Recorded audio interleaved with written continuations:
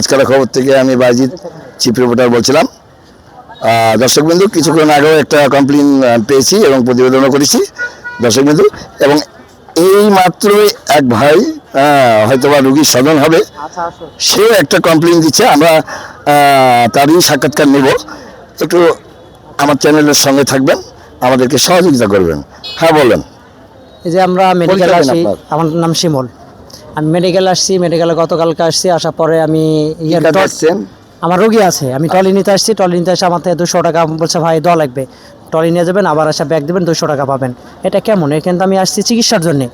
আমার তো চিকিৎসা ভালো, চিকিৎসা নেওয়ার আগে আমি যাইতেই পারিনি, তার আগে মনে করেন আমার থেকে 200 টাকা নিচ্ছে, ট্রলি 200 টাকা নিচ্ছে। এটা কেমন?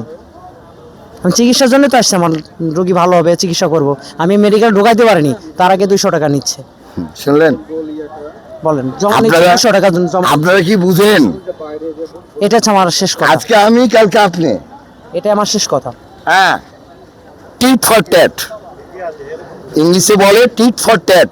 যদি কেউ ইটকাল মারে পাটকেল খেতে হবে। আজকে আমি, কালকে আপনি, এটুকু মনে রাখবেন।